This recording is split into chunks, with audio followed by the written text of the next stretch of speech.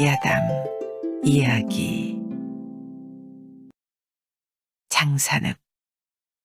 도문에서 서남으로 10여리가량 가노라면 한 자그마한 마을이 있고, 이곳에서 두만강 줄기 따라 한심 더 가면 논벌 한가운데 못이 있나니 이 못을 일컬어 장산읍이라고 합니다. 이 못을 장산읍이라 부르는 데는 이런 유래가 있습니다. 옛날 이 마을에는 권세 높고 재산 많은 양반 부자가 살고 있었는데, 그에게는 꽃분이라 이르는 딸이 있었습니다. 꽃분이는 얼굴이 한밭꽃처럼 아름다운 데다가 마음씨 또한 비단처럼 곱고 재주와 학문이 초근하였습니다. 꽃분이가 18살 되던 해 봄이었습니다. 어느 날 밤 꽃분이는 글을 읽다 말고 봄의 그윽한 정서에 끌려 초당에서 나와 후원을 거닐기 시작하였습니다.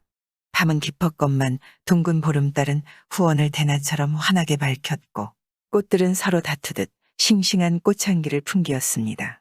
꽃분이는 황홀해져서 홀로 화초 사이를 돌아다니며 꽃향기를 마시고 꽃포기들을 어루만졌습니다. 이러노라니 스스로 시상이 떠올라 봄에 대한 시 한 수를 지어 읊었습니다. 그런데 시를 읊고 나니 뒤이어 그 시구에 화답하는 소리가 조용히 들려왔습니다. 누구일까? 꽃분이는 뜻밖의 일에 깜짝 놀라 사방을 휘 둘러보았습니다. 뒤에는 독일 되는 높다란 토담이 있고, 안에는 겹겹이 치롱성같이 닫힌 문이 있는 후원이라 자기의 집안 식구 아니고 누구도 감히 오를 수도 없는 곳인데 참으로 이상하였습니다. 누구세요? 누가 왔어요? 꽃분이가 나지게 외치자 그의 앞에는 체구가 늠름하고 건장한 사나이가 달빛을 가리우고 한 걸음 다가섭니다. 에그머니. 꽃분이는 깜짝 놀라며 긴 치마자락을 걷어지고 그 총각을 눈여겨보지도 않고 당황해서 초당으로 발길을 돌렸습니다. 작은 아씨, 잠깐만. 총각은 꽃분의 앞을 다시 가로막았습니다. 아닌 밤중에 남의 집 후원에 들어옴이 가당치 않소이다. 어서 나가세요. 꽃분이는 아닌 밤중에 나타난 총각에게 야무지게 호령했습니다. 용길이 올시다. 총각은 이름만 대고 꽃분의 손을 덥석 쥐었습니다. 용길에게 손을 잡히운 꽃분이는 본능적으로 그 손을 뿌리쳤습니다. 그의 머릿속에는 그 어느 때 자기 부모들이 하던 말이 아직도 생생하게 남아있었던 것입니다. 어느 날 꽃분의 집에 새로 사온 말이 마구간에서 뛰쳐나왔습니다. 말은 제멋대로 사람들을 짓밟아버리며 온 마을을 뛰어다녔습니다. 워낙 사나운 말인지라 사람들은 그 말 곁에 얼씬도 못했습니다. 내 발을 구르며 날뛰는 말발굽에 피해는 자꾸만 커졌습니다. 이때 내가 붙잡지요. 하고 용길이가 두 팔을 걷고 나섰습니다. 용길은 위험을 무릅쓰고 날쌔게 뒷다리를 거머잡고 왼쪽으로 비틀었습니다. 말은 꼼짝 못하고 모로 넘어졌습니다. 용길이는 다시 힘을 주어 이번에는 말을 오른쪽으로 굴렸습니다. 말은 버둥거리지도 못하고 눈만 뜨부럭뜨부럭 하였습니다. 한 번은 또 이런 일이 있었습니다. 꽃분의 아버지는 서울에 있는 어느 대감에게 긴급히 전할 기별이 있었습니다. 그는 용길에게 심부름을 시켰습니다. 그랬더니 용길이는 500리 먼 길을 아침에 떠났다가 저녁에 돌아왔습니다. 이때 아버지는 그놈이 양반의 자식이면 훈련대장감인데 아쉽게도 천인의 자식이 돼서 하고 중얼거렸습니다. 이런 일이 있은 뒤로부터 마을 사람들은 용길이를 장사총각이라고 일렀습니다. 꽃분이는 용길이를 눈여겨보다가 망측한 생각이 들어서 슬며시 얼굴을 돌렸습니다. 그러다가 그는 이게 무슨 무례한 짓이야. 하고 용길이를 겉으로 꾸짖었습니다. 작은 아씨, 제가 천한 종이라 망측하게 여기시겠지요마는 왕이나 장수나 재상이 어디 시종자가 따로 있겠습니까? 전들 후일에 훌륭한 사람이 되지 말라는 법은 없을 겁니다. 꽃분이는 고개를 숙이고 말없이 서 있었습니다. 작은 아씨의 그 재주와 학문 그리고 아름다운 마음씨에 저는 벌써부터 흠모하고 있었습니다. 작은 아씨. 용길이는 말을 맺지 못하고 불같이 뜨거운 손으로 꽃분의 손목을 다시 덥석 잡았습니다. 꽃분의 가슴속은 더욱 설레었습니다. 자, 어서 그만 돌아가세요. 다음 날 다시 만납시다.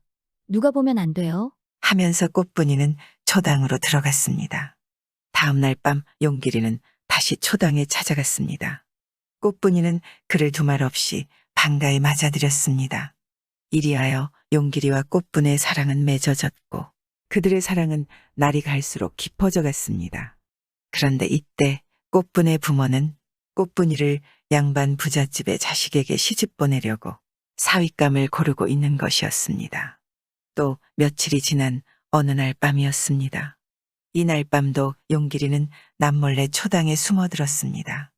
우리가 이렇게 사랑하면 부모님도 승낙할 것입니다. 그랬으면 얼마나 좋겠어요. 꽃분의 눈은 샛별같이 반짝이었습니다. 앞으로 나는 큰 일을 하고 싶은데 어떻게 생각합니까? 큰 일을 하세요. 저도 돕겠어요. 용길이는 자기의 힘과 용기에 꽃분의 재주와 글재간을 합친다면 태산이라도 허물어뜨릴 수 있다는 긍지를 느끼며 사랑을 속삭이었습니다. 그들이 초당에 숨어 이렇게 사랑을 속삭이고 있을 때 꽃분의 어머니는 이날 밤따라 잠이 오지 않아 딸의 방에 나가서 놀다 오리라는 생각으로 후원으로 나섰습니다. 그는 초당에 이르자 노상하는 버릇대로 불쑥 딸의 방문을 열었습니다. 막다른 골목에 이른 용길이는 꽃분의 후일이 두려워 비호같이 뒷문을 걷어차고 뺑소니를 쳤습니다. 꽃분의 어머니는 뛰어나가는 사내가 용길이라는 것을 알자 저놈? 저 종놈? 하며 고래고래 소리를 질렀습니다. 꽃분이는 잠자다가 일어나는 체하고 일부러 눈을 비비며 어머니, 웬일이세요? 하고 시침을 뗐습니다. 아니, 이년아. 그래 용길이란 녀석을 들여놓다니. 아이고 망했구나. 망했어. 꽃분의 어머니는 펄펄 뛰면서 이를 부드득 갈고 나서 쌍놈의 자식 어디 두고 보자. 고 얼굴이 불그락부르락 안방으로 씩 건너갔습니다. 꽃분이는 어머니를 붙잡고 실토해 보려고 문 밖까지 나갔다가 그만 용기를 잃고 마루바닥에 쓰러졌습니다. 안방에 건너간 꽃분의 어머니는 영감을 깨운다, 아들을 불러들인다 하며 복세를 쳤습니다. 물론 주인 양반과 아들은 그의 말을 듣고 펄쩍 뛰었습니다. 그놈을 당장 죽여버립시다. 그냥 두었다가는 우리 집에 큰 화단이 생기겠습니다. 아들은 용길이를 당장 요절을 내자고 덤볐습니다. 그러나 용길이가 힘장사라는 것을 아는 주인 양반은 아들을 진정시키며 그놈이 보통 놈이 아니다. 그놈의 겨드랑이에 날개가 있다는 말도 있으니 잘못하다가는 도리어 해를 입기 쉬울 것이다. 하고 섣불리 건드리지 말라고 하였습니다. 사실 용길의 겨드랑이에는 날개가 있었습니다. 그는 500리길도 단 하루 동안에 갔다 헝거리 돌아왔던 것입니다. 세 사람은 밤이 깊도록 용길이를 없애치울 방도를 의논했습니다. 그들은 용길이가 자는 틈을 타서 그의 겨드랑이에 있는 날개를 떼어버린 다음 여럿이 합심하여 죽여버리자고 의향을 모았습니다. 이튿날 주인 양반은 신복하인들을 불러서 비밀리에 이 일을 알려주었습니다. 날개를 떼버리는 자에게는 10냥, 모가지를 떼는 자에게는 100냥을 준다. 주인 양반은 이렇게 용길의 날개와 목숨의 상금까지 걸었습니다. 용길이의 용맹을 공연히 시기하던 자, 또한 주인에게 아첨하는 자, 재물의 침을 흘리는 자들은 서로 먼저 공을 세우려고 족제비처럼 용길이의 뒤를 살살 밟기 시작하였습니다. 한편 꽃분이의 안방에서 뛰어나온 용길이는 꽃분에게 필경 무슨 일이 생기리라고 생각하였습니다. 용길이는 꽃분이를 괴롭히는 것이 가슴이 아파서 다음날 밤 또 초당에 숨어 들어갔습니다. 그러나 초당은 횡덩그렁할 뿐 꽃분이는 온데간데 없고 빈방에는 찬 냉기만이 쌀쌀이 돌았습니다. 어디로 갔을까? 용길이의 가슴 속에는 또 한 가닥의 불안이 깃들었습니다. 그는 초조한 마음을 걷잡을 수가 없어서 양반집 안방 출입을 하는 어머니에게 꽃분이와의 관계를 실토하였습니다. 용길이의 어머니는 눈물을 흘리며 한숨을 지었습니다. 올라가지도 못할 나무는 쳐다보지도 말라고 공연한 짓을 했구나. 우리는 천민이다. 너는 양반에게 장가를 못 든다. 아닙니다. 꽃분이는 나를 사랑합니다. 나는 꼭 훌륭한 사람이 되겠습니다. 글쎄 안 된다는데 이제 이 집에서 쫓겨나게 됐구나. 일 없어요. 쫓겨나면 내가 벌지요. 용길이는 어머니를 위로하였습니다. 그리고 안채에 들어가서 꽃분이의 거처와 그의 기색을 살펴봐달라고 부탁하였습니다. 용길이의 어머니는 아들이 불쌍하고 가여워서 이튿날 아침 일찍 안채에 들어갔습니다. 꽃분은 안채의 제일 가운데 방에 있었습니다. 그는 안색이 파리해가지고 좋은 일을 보아도 웃지 않으며 글도 읽지 않고 있었습니다.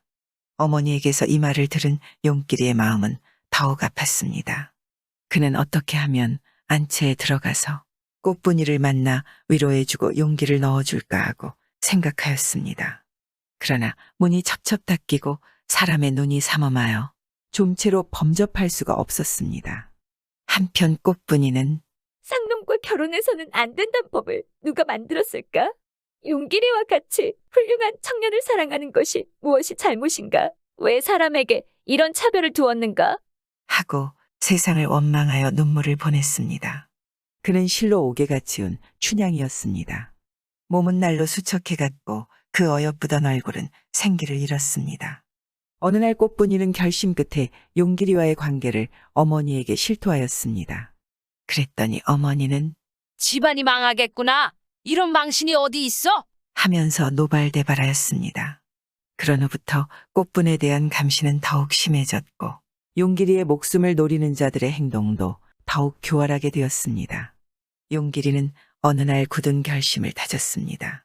오늘은 낮에 자고 밤이 오면 어떻게 해서라도 꽃분이를 구해내리라.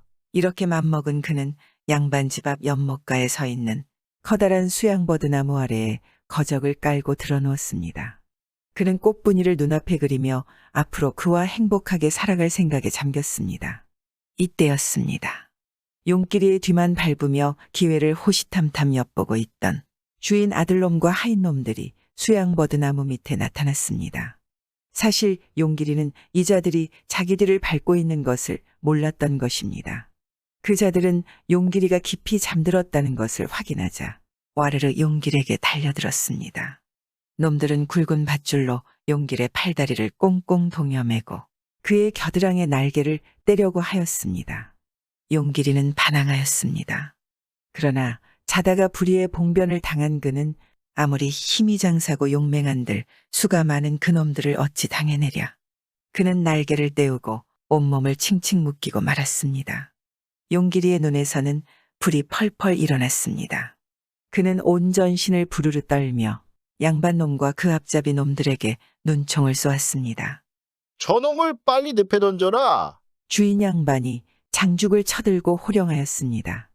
이놈아, 사람을 죽이는 것이 양반이냐? 용길이는 장승처럼 버티고 섰습니다. 하인들은 양반놈의 분부대로 용길이의 몸에다가 무거운 돌덩이를 여러 개 매달았습니다. 풍덩 소리와 함께 그의 몸은 늪 한복판에 떨어졌습니다. 늪은 매우 깊었습니다. 용길이는 물속에 얼마 동안 들어갔다가 물을 솟구치며 불끈 솟아올랐습니다. 그는 간신히 반신을 물 위에 내놓고 양반 주인과 그의 아들 하인 등을 다시 쏘아보았습니다. 내 오늘 죽기는 죽는다만 내 죽은 뒤 꽃분이가 죽거든. 그 시체나 이 늪 가운데 던져라. 만일 그렇지 않으면 내 놈들 구족을 다 잡아가리라. 하고는 물속으로 사라졌습니다. 이 소식을 듣고 꽃분이는 부모를 원망하며 목 놓아 울다가 나도 용길이의 뒤를 따르리라. 하고 자살하려 들었습니다. 용길이를 죽인 뒤 꽃분이의 부모들은 꽃분이를 달래었고 그의 방에 갔습니다. 그러나 꽃분이가 글 읽던 책상 위에는 한 장의 짧은 편지만이 남아 있었습니다. 저의 시체도 용길이를 죽인 그 늪 속에 던져주십시오. 이것은 꽃분이의 유서였습니다. 꽃분이의 아버지 어머니는 미친 듯이 날뛰며 꽃분이를 찾았습니다. 그러나 꽃분이는 벌써 자기 손으로 목을 메고 숨을 끊었던 것입니다. 거짓 체면과 허위로서 추악한 행동을 일삼는 양반의 한 사람인 꽃분의 아버지는 딸의 유언을 들어줄 리 만무하였습니다. 양반의 집 규수의 시체를 종놈과 합장하다니 되기나 할 말이냐? 하며 그는 딸의 시체를 따로 매장하였습니다. 얼마 후 이 일을 알게 된 마을 사람들은 양반 몰래 꽃분이의 시체를 늪 속으로 옮기고 늪을 창사늪이라고 부르기 시작하였습니다. 그 후에 양반의 집 제사는 추풍낙엽처럼 밤을 자고 나면 날아났고 아이들은 18살을 넘기지 못하고 죽곤 하였으니 사람들은 용기리의 혼이 양반의 씨를 멸한다고 하였습니다. 영감이 과부를 눕히고 옛날 어느 마을에 돈 많고 정력 좋은 부자 곽영감이 살았습니다. 곽영감은 매일같이 술에 빠져 살고 있었는데 술만 먹으면 인사불성이 되곤 하였습니다. 그러던 어느 날 곽영감이 또 술에 잔뜩 취해 집에 들어가 옷을 홀랑 벗고 자리에 누워 잠이 들었답니다. 아니 그런데 이게 뭔 일이랍니까? 홀로 자고 있던 과부가 깜짝 놀라 일어나게 되었는데 웬 중후한 영감이 홀딱 벗고 자고 있는 게 아니겠습니까? 이보시오. 니시길래 이렇게 여인 혼자 사는 집에 와서 들어눕는 것이오. 과부가 아무리 흔들어 깨워봐도 곽영감은 꿈쩍을 하지 않고 코를 드르렁굴며 잠을 자는 것이었습니다. 그러자 과부는 곽영감을 밖으로 끌어내려고 낑낑대며 끌어봤지만 덩치 큰 곽영감은 꿈쩍도 하지 않는 것이었습니다. 그러자 과부는 힘에 부처 하는 수 없이 주저앉고 말았는데 그때 곽영감이 무슨 꿈을 꾸었는지 아랫도리가 벌떡 일어서는 것이었습니다. 그러자 깜짝 놀란 과부는 곽영감의 물건을 유심히 들여다보니 웬만한 청년들 것은 저리 가라 할 정도였습니다. 서방이 떠나고 정조를 지키느라 한 번도 사내와 잠자리를 가져본 적 없던 과부가 곽영감의 물건을 보고 있자니 온몸이 달아오르기 시작하는 것이었습니다. 그러자 과부는 집에는 아무도 없고 곽영감도 인사불성되어 자고 있으니 곽영감이 깨기 전에 얼른 일을 치러봐도 되겠다는 생각이 드는 것이었습니다.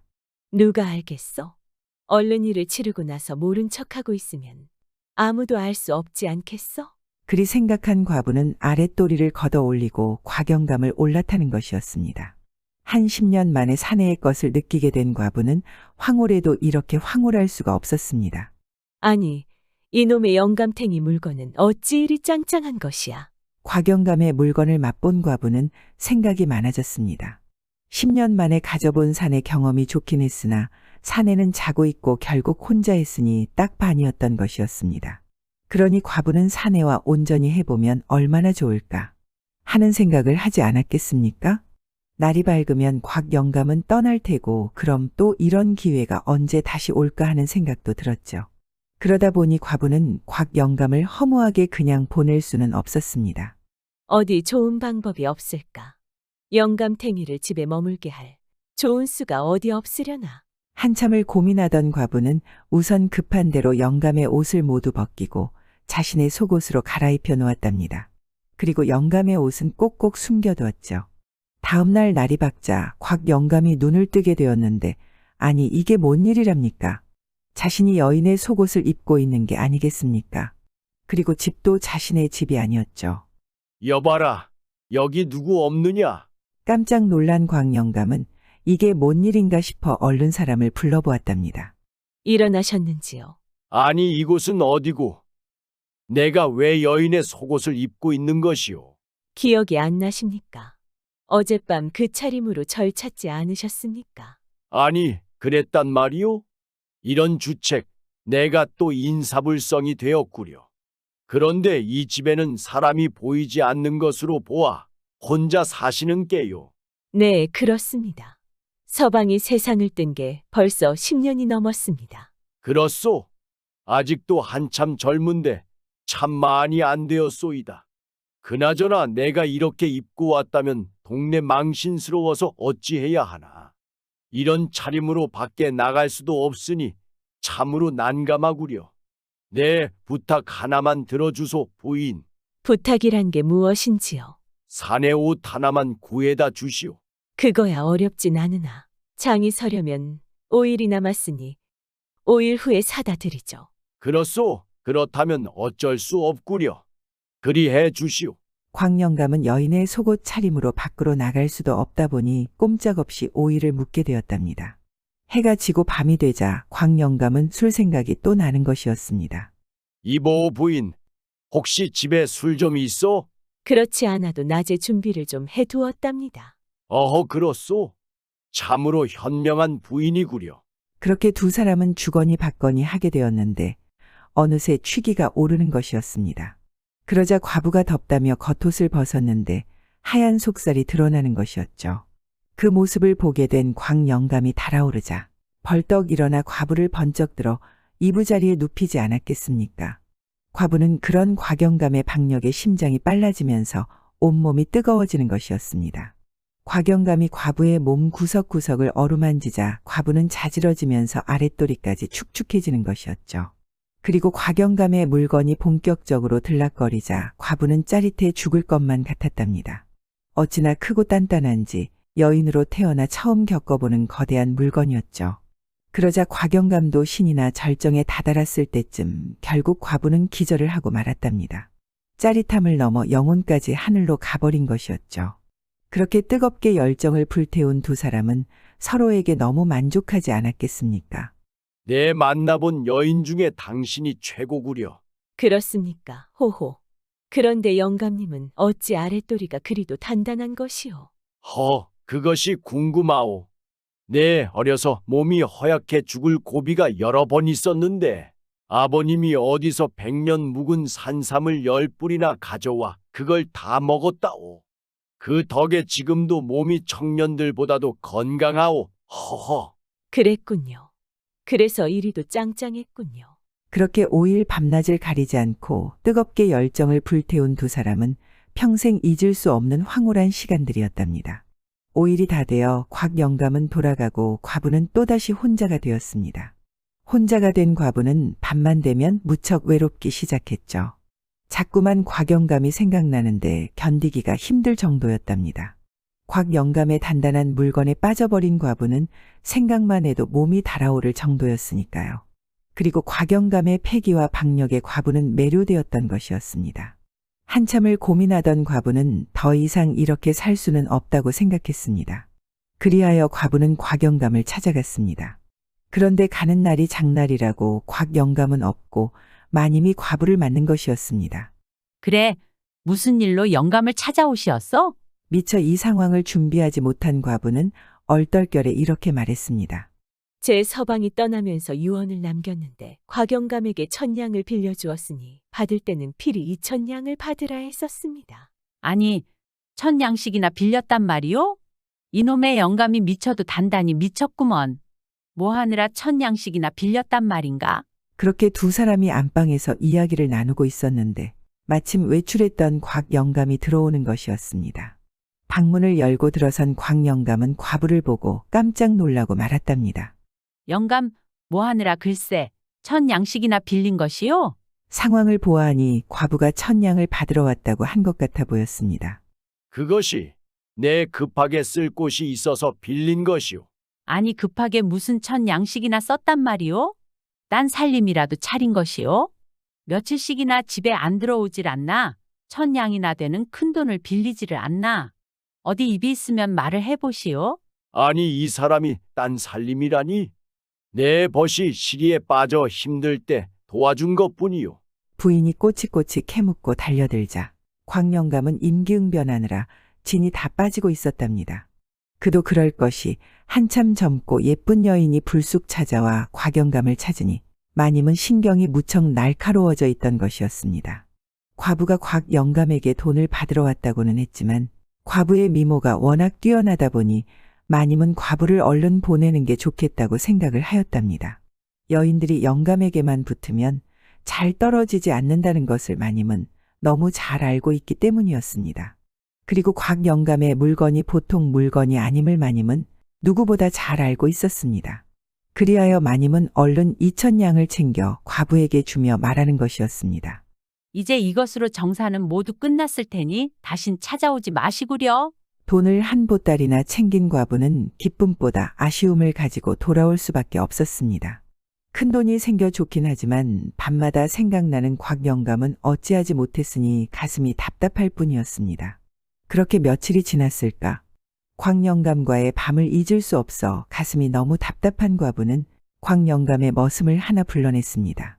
내가 원하는 것을 말해줄 때마다 한 냥씩 주겠다. 한번 해보겠느냐? 뭔지는 몰라도 지가 아는 것은 말씀드리지요. 마님은 집을 언제나 비우느냐? 마님은 매년 여름마다 암자 근처로 피접을 갑니다요.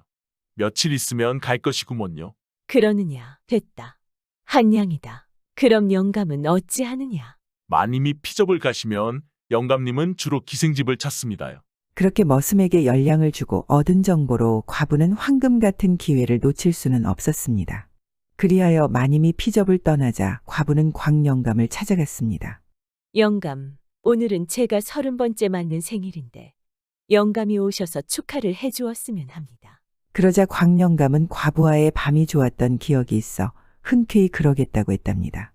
그리하여 두 사람은 과부의 집에서 또 술을 나누게 되었는데 금방 달아오르는 것이었습니다. 누가 먼저랄 것도 없이 서로 엉겨붙은 두 사람은 밤이 새도록 뜨겁고 뜨거운 사랑을 나누었답니다.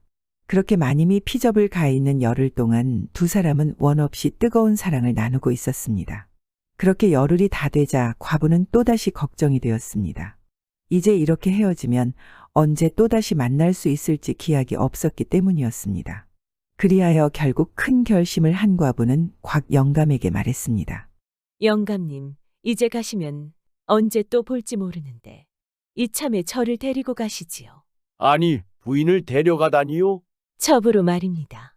그리하면 영감님과 제가 누구의 눈치를 볼 일도 없고 이렇게 밤마다 즐길 수 있지 않겠어요. 과부의 말을 들어보니 곽영감은 그게 좋겠다는 생각을 하게 되었답니다. 지금까지 만나본 여인들 중에서 과부와의 속궁합이 제일 좋았기 때문이었죠. 그래, 까짓것 이제 살면 얼마나 더 살겠나? 이왕 사는 것, 속궁합이 좋은 여인과 사는 것도 좋지 않겠나? 그리하여 결국 광영감은 과부를 데리고 집으로 들어가고 말았답니다.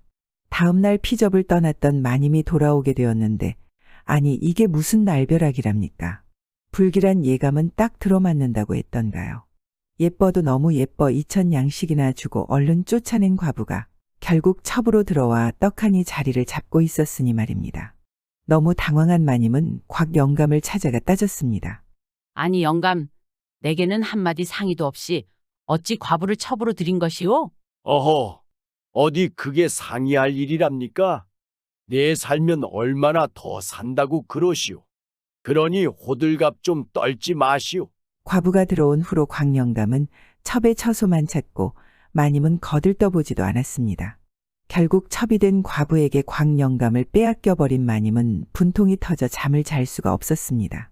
그렇지 않아도 곽영감의 물건 때문에 한 번 붙어본 여인은 쉽사리 떨어지질 않는데 이번에는 강적을 만났다고 생각한 것이었습니다.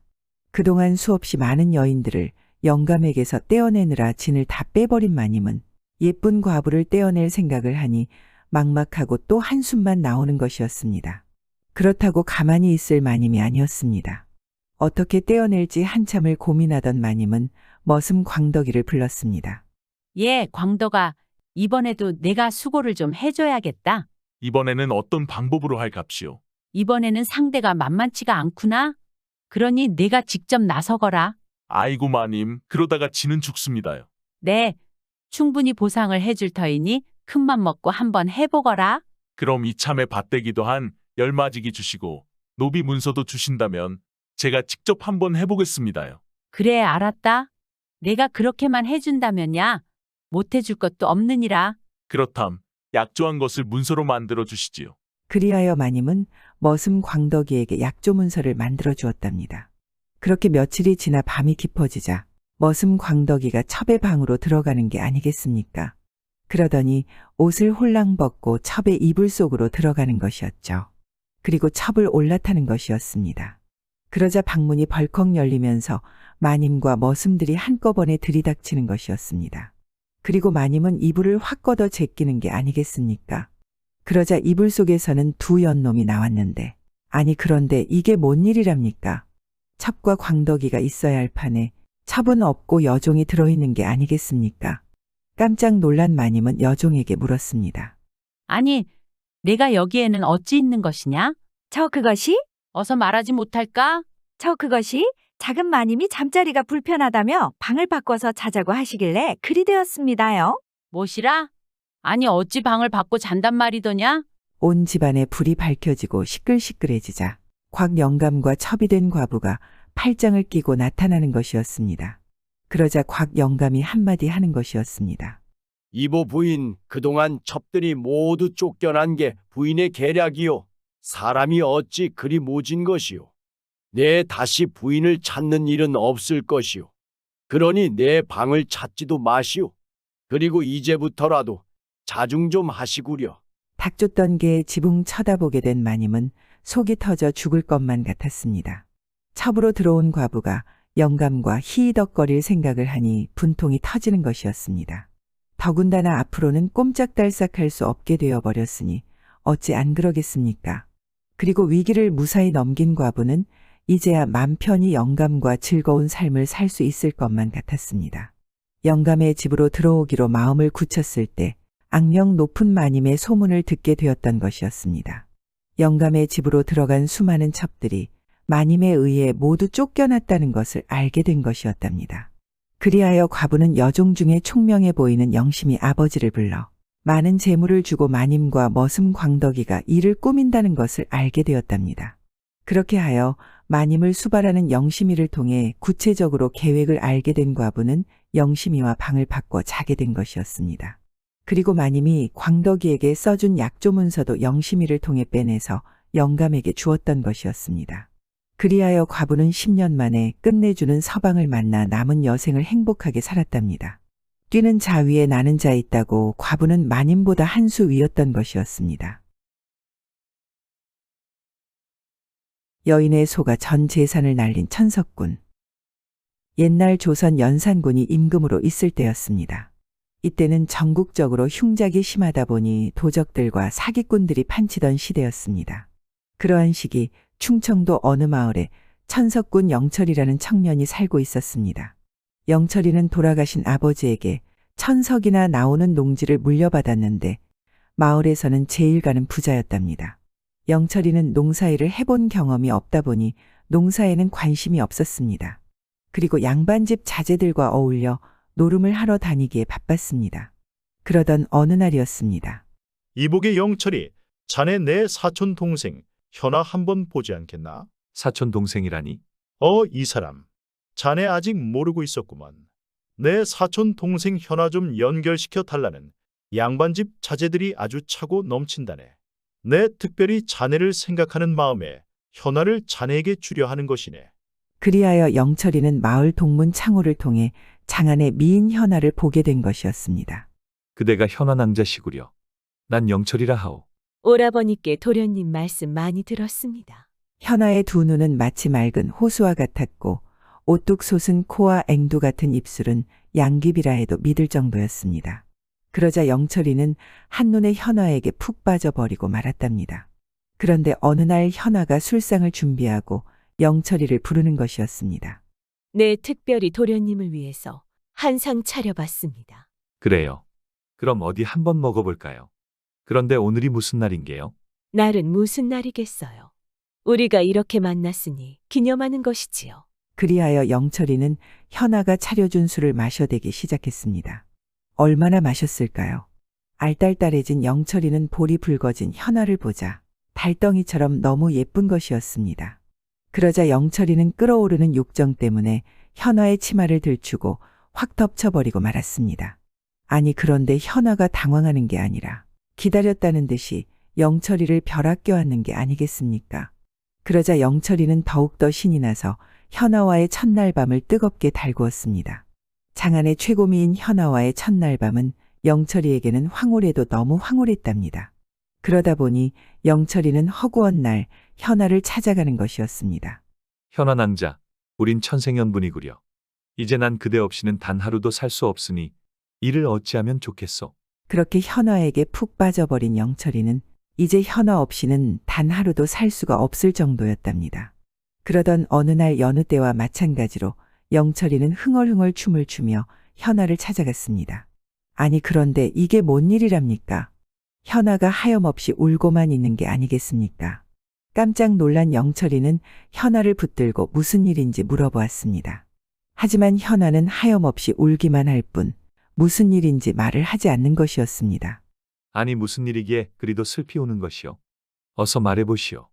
내가 너무 답답합니다. 내가 도울 수만 있다면 무슨 수를 써서라도 도울 테니 어서 말해보시오. 영철이가 그리 말하자 그제서야 현아가 입을 여는 것이었습니다. 아버님이 장터 왈패들에게 큰 빚이 있었는데 당장 갚지 않으면 저를 첩으로 데려가겠다고 합니다.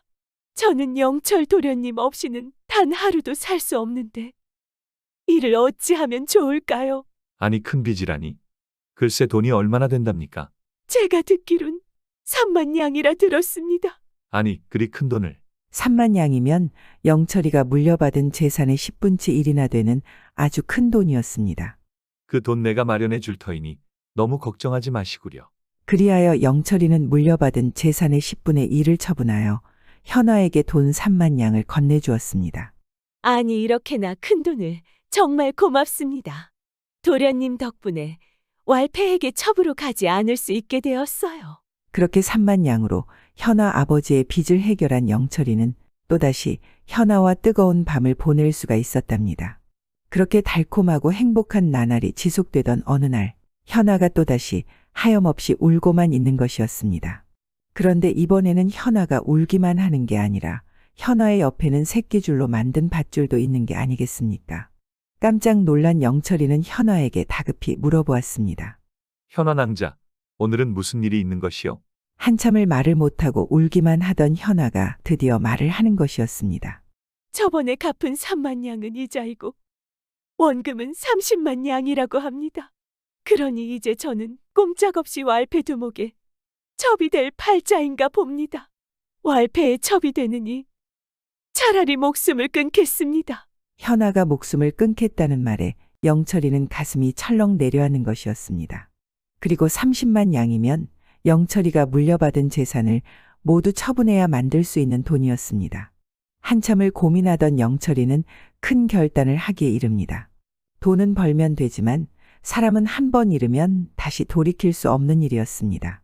그 길로 영철이는 현아가 말한 왈패 두목을 찾아가 단판을 짓기 시작했습니다. 이보시오.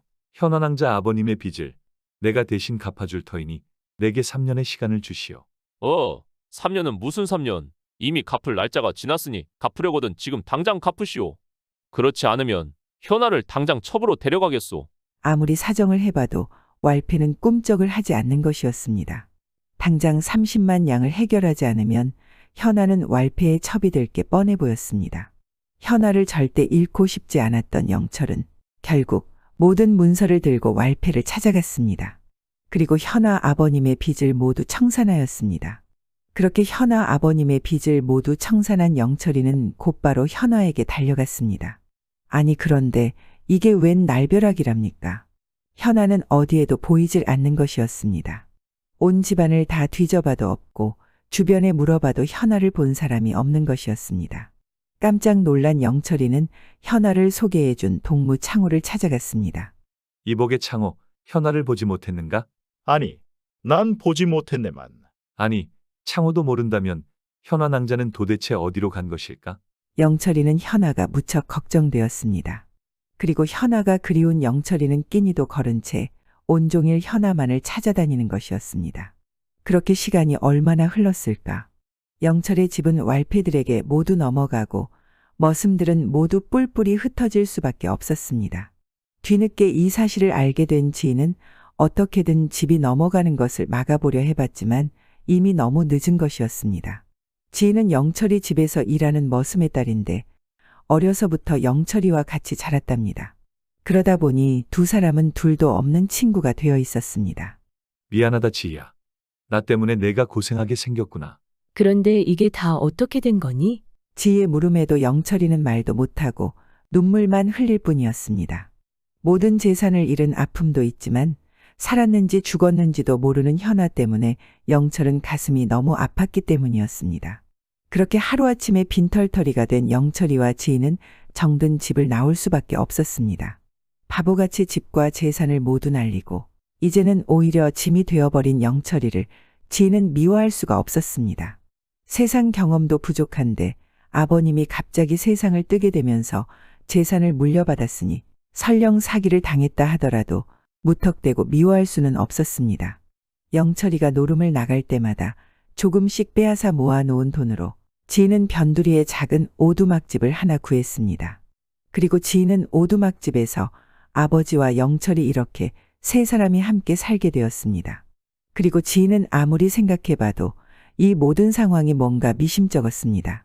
영철이가 그토록 좋아했던 현아라는 처자가 아버지의 빚을 모두 갚아주자마자 갑자기 사라진 일이며 또 그렇게 큰 돈을 왈패들이 만질 수 있는 돈이 아니었기 때문이었습니다. 왈패들이 거래하는 돈이란 기껏해야 많아도 몇십 냥 몇백 냥 정도인데 몇십만 양을 빌려주었다니 뭔가 단단히 잘못된 게 틀림이 없었습니다. 그리 생각한 지인은 조용히 현아와 관련된 사람들의 뒷조사를 시작하였습니다. 그리고 여인의 몸으로 조사하는데 한계가 있자 영철이의 옷으로 갈아입고 남장을 하기도 하였습니다. 그렇게 지인은 조사를 하는 과정에서 새로운 사실들을 하나씩 알게 되었습니다. 창호의 친척에는 현아라는 이름을 가진 처자가 없었던 것이었습니다. 그러니 현아라는 여인은 영철이를 꿰기 위한 가짜 인물이었던 것이었습니다. 그렇다면 이 모든 일은 영철이의 재산을 노리고 창호와 현아라는 여인이 모의한 일이겠구나. 미인계로 영철이를 홀리고 왈패를 통해 문서를 받아낸 게 틀림없어. 이리 생각한 지인은 이 일에 가담한 왈패의 뒷조사를 하기 시작했습니다. 때론 아버지와 함께 밤새도록 염탐을 하기도 하고 몰래 들어가 문서들을 훔치기도 하였습니다. 그리고 왈패에게 부모를 잃은 자손들까지 찾아가 만나기도 하였답니다. 그렇게 얼마나 시간이 흘렀을까? 어느 날 관아에서 들어오라는 것이었습니다. 그리하여 지인은 아버지와 함께 영철이를 데리고 관아를 찾아갔습니다. 그러자 관아에는 창호와 현아 그리고 왈패까지 모두 잡혀와 꽁꽁 묶여 있는 게 아니겠습니까? 그제서야 영철이는 현아를 보게 되었지만 이미 모든 사실을 알게 된 영철이는 그저 가슴 아파 눈물만 흘릴 뿐이었습니다. 그렇게 하여 영철이는 사기친 일당들의 얼굴을 관아에 모두 확인을 해주었고 모든 재산 문서들은 찾을 수 있게 되었습니다. 고맙다, 지희야. 내 덕분에 재산을 찾을 수 있게 되었어. 그런데 이 모든 것을 어떻게 다 밝혀낼 수 있었던 거야? 조사하는 과정에서 왈패가 저지른 끔찍한 사건을 발견했어. 사람이 여러 죽은 아주 큰 사건이었지. 그래서 사건에 관련된 증자를 기필코 찾아내고야 말았어. 그리고 증인들까지 확보한 다음 아버지와 머슴들을 모두 데리고 왈패를 찾아가서 단판을 지었어. 아니, 단판이라니? 단판을 어떻게 진 거야? 응. 그건 영철이 너의 재산을 창호와 현아가 짜고 사기쳤다는 것을 관아에 직접 찾아가서 자백하라고 했지. 만에 하나 오늘까지 자백하지 않으면 사람을 여러 죽인 증자와 증인을 모두 관아에 넘기겠다고 했어. 그리 되었던 것이구나. 그래서 모든 진실이 밝혀진 것이구나. 지인은 어려서부터 같이 자라서인지 그동안 영철이에게 지인은 친구 같은 여종에 불과했었습니다. 헌데 이렇게 큰 일을 겪고 나서 지희가 일을 해결하는 것을 보니 지희는 더 이상 어릴 적 친구가 아니었던 것이었습니다. 그러자 영철이는 지희를 다시 보게 되었습니다. 그리하여 영철이는 지희와 지희 아버지의 노비 문서를 불태우고 지희와 혼인을 하였답니다. 그렇게 노비에서 부잣집 안방마님이 된 지희는 거대한 농지를 직접 운영을 하였는데 매년 1000석도 넘는 곡식을 거둬들이고 있었답니다. 옛말에 등하불명이라는 말이 있습니다. 등잔 밑이 어둡다라는 말이죠. 영철이는 훌륭한 여인을 옆에 두고도 알아보지 못하고 화려한 여인의 유혹에 빠져 가진 걸 모두 잃게 되었습니다. 바로 화려한 불꽃에 뛰어드는 불나방처럼 말입니다. 우리는 겉모습만 화려한 것을 쫓고만 있지는 않은지 아니면 진짜 보석을 옆에 두고도 알아보지 못하는 건 아닌지 한 번쯤 돌아봐야 할 것 같습니다. 여종에게 밤마다 제발 한 번만 보여다오. 옛날 한 고을에 홍구간이란 사람이 살고 있었습니다. 그는 군수를 하다가 그만두고 시골로 낙향한 채 살아가고 있었습니다. 홍구간이 비록 낙향한 군수이기는 하나 군수질을 하던 사람이었기에 돈도 많고 땅도 많은 부자였습니다. 홍구간은 한다하는 부자이었기는 해도 사람이 인색하기가 어찌나 인색한지 베풀 줄을 전혀 모르는 사람이었습니다. 7, 8월 호박잎에 물이 고일 때가 되면 농군들은 쌀이 없어 입에 거미줄을 칠 상황이 되고는 했습니다. 반면 홍구간 내 곳간에는 쌀이 썩어날 지경이었습니다. 이때가 되면 홍구간은 재산을 모을 기회가 왔다 여겨 손을 쓰기 시작했습니다. 어느 날 홍구간은 주림에 시달린 농군들을 집으로 불러들였습니다. 홍구간이 부자라는 것을 너무도 잘 알고 있던 사람들이라 그가 쌀이라도 조금 주지 않을까 싶었습니다. 홍구간네 집으로 농군들이 하나씩 모여들었습니다. 홍구간은 농군들을 앞에 세워두고 말했습니다. 모두들 듣거라. 너희들이 줄인 배를 끌어안고 농사를 하는 것이 보기에 안 돼서 수수쌀을 주려고 한다. 수수 한 말씩 가져다 먹고 가을에 수수 한 말씩 가져오면 된다. 끼니를 굶은 젊은 농군들은 고맙기 그지없었습니다. 감사합니다, 대감. 농군들은 인사를 하고 수수 한 말씩을 얻어갔습니다. 그런데 수수라고 가지고 가서 보니 속은 다 썩어서 골아 빠지고 멀쩡한 것은 껍데기밖에 없는 실정이었습니다. 그래도 없는 사람들은 입은 속일 수 없어 그것도 식량이라고 갈기도 하고 찍기도 해서 멀건 죽으로 해먹었습니다. 계절이 바뀌고 가을이 왔습니다. 농군들은 가을이 끝나자마자 홍구간에게 빚을 갚기 시작했습니다. 집집마다 수수쌀을 챙겨서는 그의 집으로 찾아갔습니다. 그런데 홍구간은 가져간 수수는 받지 않고 수수를 메고 간 농군들을 보고 죽인다, 살린다 난리를 폈습니다.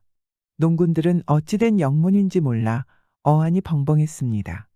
대감님 어찌 그러시는 겁니까? 어찌 그러냐고? 몰라서 묻는 것이냐? 저희는 약속대로 수수를 가져왔습니다. 이런 죽일 놈들이 있나? 내가 언제 너희들을 보고 수수 한 마리 한 마리를 가져오라고 하였느냐?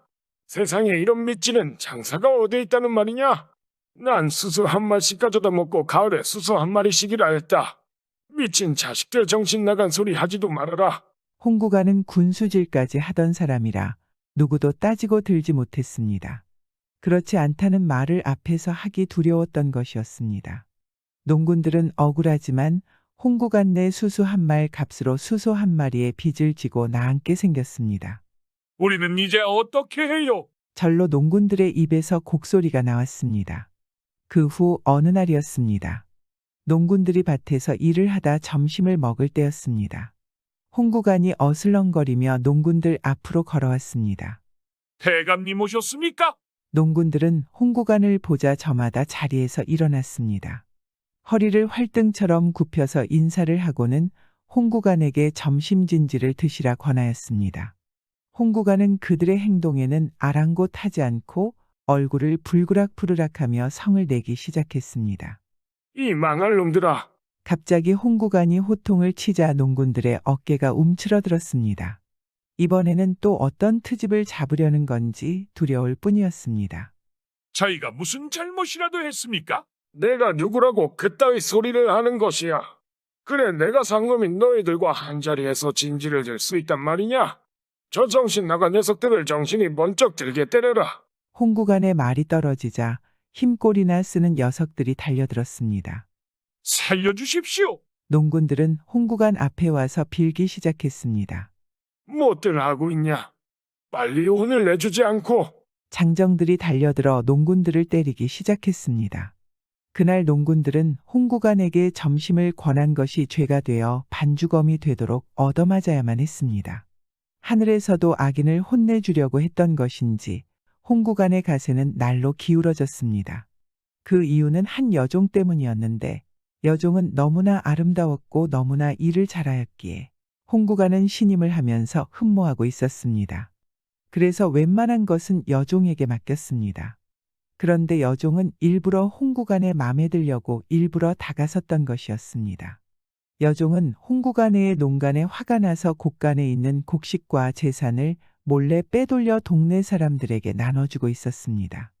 홍구간은 여종을 믿었기에 신경을 쓰지 않고 있었는데 어느 날 여종에게 곡간 좀 보자고 했습니다. 그러자 여종은 곡간 열쇠를 잊어버렸다며 죄송하다고 빌면서 울었습니다.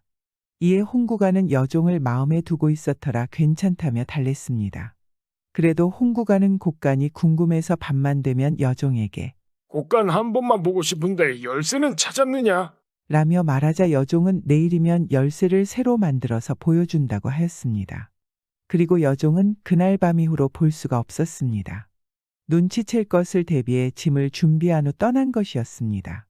그래서 홍구간은 고약한 짓이란 고약한 짓을 다하고 다녔던 그의 살림은 망하여 재산이란 돈 한 푼도 남지 않게 되었습니다. 남은 것이라고는 홍구간이 예전에 군수질을 했다는 허울과 양반이라는 명분뿐이 없었습니다. 어느 하루는 점심이 되어 홍구간은 배가 고파 견딜 수가 없었습니다. 집에 먹을 것이 없어 홍구간은 줄인 배를 달려보려 농군들이 점심을 먹는 곳으로 찾아 나섰습니다. 농군들이 점심을 먹고 있는 걸 보니 산의 진미는 아니더라도 배가 고프니 침이 꼴깍꼴깍 목구멍으로 넘어갔습니다. 하지만 예전에 홍구간에게 점심을 권했다가 혼이 났던 농군들이었습니다. 당연히 홍구간에게 점심을 권할 리가 없었습니다. 농군들은 홍구간에게 인사만 가볍게 하고는 자리에 앉아 점심을 우걱거리고 먹었습니다. 아무도 밥을 권하지 않자 홍구간은 더욱 마음이 급해졌습니다. 목마른 사람이 우물을 파는 법이었습니다. 홍구간은 자신이 먼저 나서서 말을 해야 할 수밖에 달리 재간밖에 없었습니다. 그렇다고 해도 홍구간은 농군들을 보고 배가 고프니 밥을 좀 달라는 말을 차마 입에 올릴 수 없었습니다. 명색이 양반의 체면이 있는데 농군들에게 부탁을 하는 것은 있을 수도 없는 일이었습니다. 홍구간은 나오지 않는 웃음을 지으며 빙빙 돌려서 말을 했습니다. 이보게들, 내 집에서 앉아 듣자니 농가의 장맛이 그리 좋다던데 나한테 장맛을 좀 보여주겠나? 홍구간이 비록 가산을 다 털고 나앉은 사람이지만 아직 양반의 이름이 남아있고 군수질을 하던 사람이었습니다. 농군들은 저마다 장맛을 보라고 장그릇을 그 앞에 놓아주었습니다. 이것 한번 맛을 봐보세요. 정승도 사흘 굶으면 콩짝에도 먹고 굶은 호랑이는 3년 전에 죽은 송장에도 달라붙는다고 했습니다. 홍구간도 체면치레만 하고 있을 수는 없었습니다. 농군들이 장을 내놓자 그는 체면 차릴 틈도 없이 손으로 장을 뚝뚝 뜯어먹었습니다.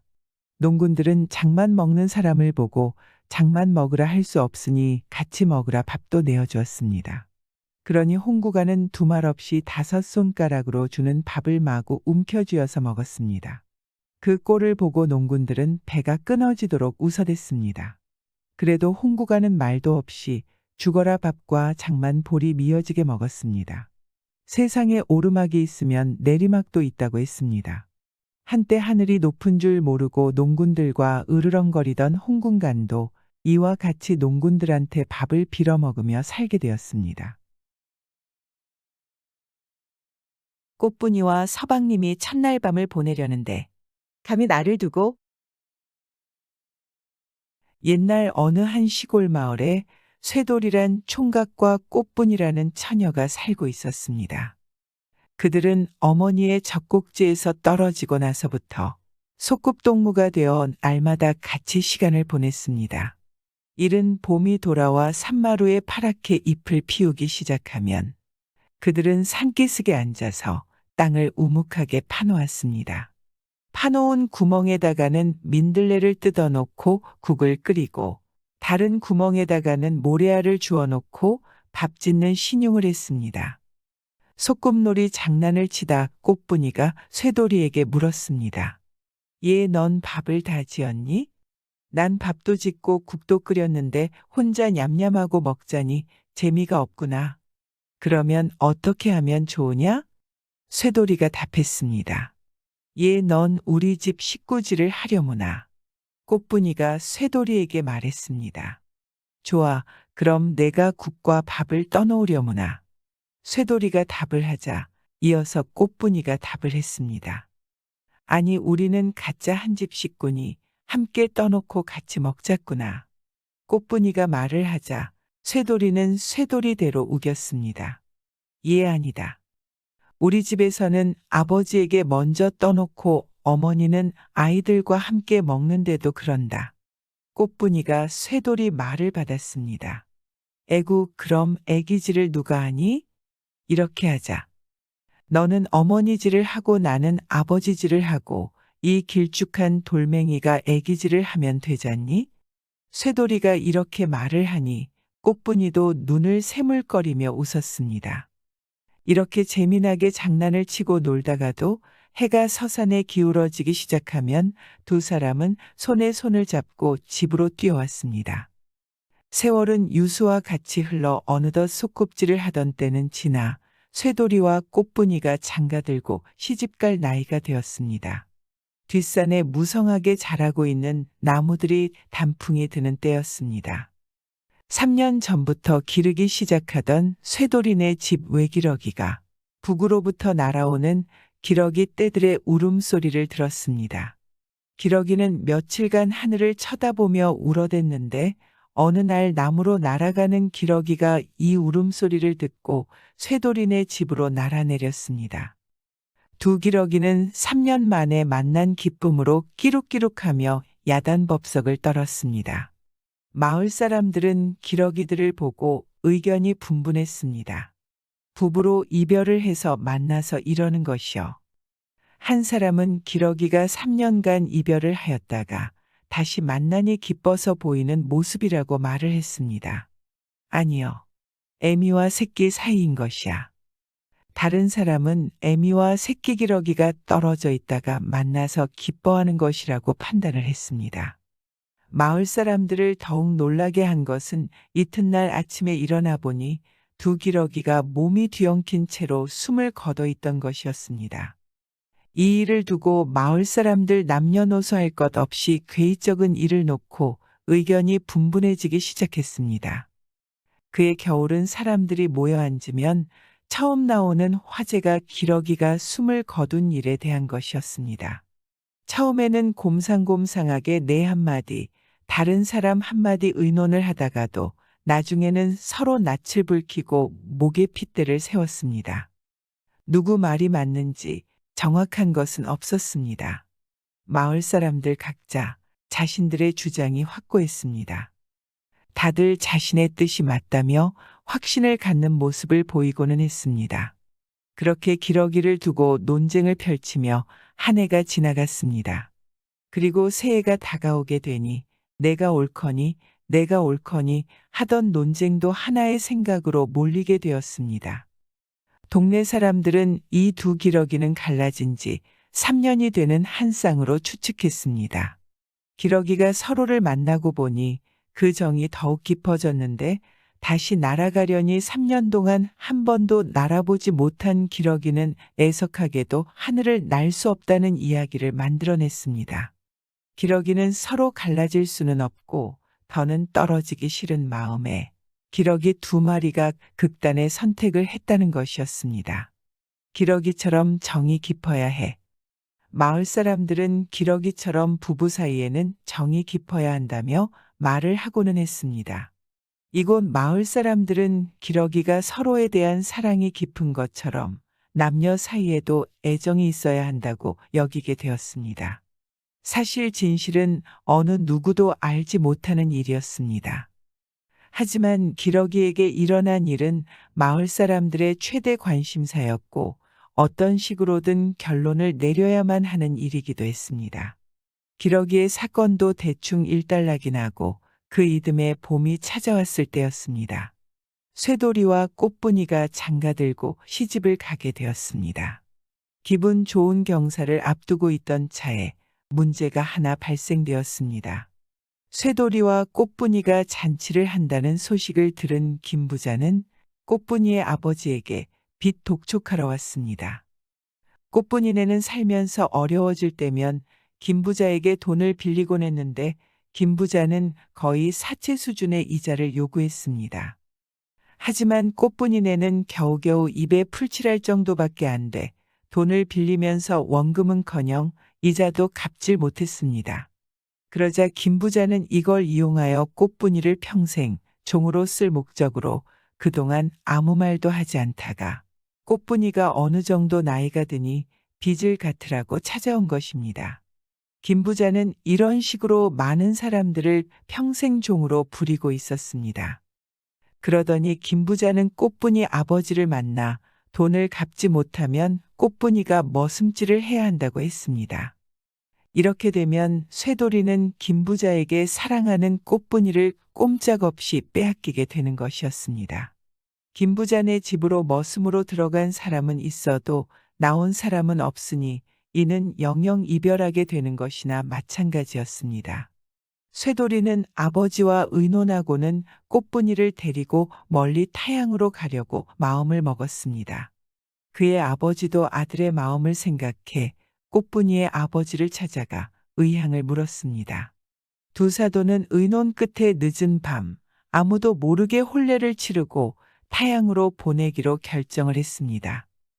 두 사도는 한 집에 모여 앉아 마을 좌상영감을 모셔놓고는 오순도순 이야기를 하며 혼례를 올렸습니다. 쇠돌이는 꽃분이에 대한 자신의 사랑이 기러기의 사랑처럼 굳건하다는 뜻을 표현하기 위해 꽃분이 앞에 함을 올리고 무릎을 꿇고 앉았습니다. 쇠돌이는 기러기 모형을 만든 나무 기러기를 3번 들이밀고 절을 했습니다. 혼례를 치른 쇠돌이와 꽃분이는 밤중으로 타향길을 떠났습니다. 이 일이 있은 후부터 좌상영감이 혼사에는 나무 기러기를 쓰기로 했는데 나무 기러기의 날개라도 돋친 듯 온 나라에 이러한 이야기가 퍼졌습니다. 이때부터 우리 조선 예법에 장가드는 날 신랑은 나무 기러기를 밀면서 자신의 굳은 맹세를 나타내게 되었습니다. 본시 나무 기러기는 친형례를 행할 때 신랑 집안의 어른 중에서 한 사람이 들고 신부 집으로 가 신부 집 사람을 통하여 신부의 부모에게 전해드리는 거였습니다. 신부의 부모는 집안의 우서른들과 좌정한 가운데 신랑의 배례를 받는데 이때 신랑이 신부의 양친에게 나무 기러기를 드리는 예가 전한예입니다. 전한예를 올린 후 신부의 어머니가 치마폭에 나무 기러기를 안고 신부가 있는 방 안으로 던지는데 이때 나무 기러기가 서면 아들을 낳고 누우면 첫 딸을 낳는다는 속신도 전해지고 있습니다. 구독과 좋아요, 알람 설정은 사랑입니다.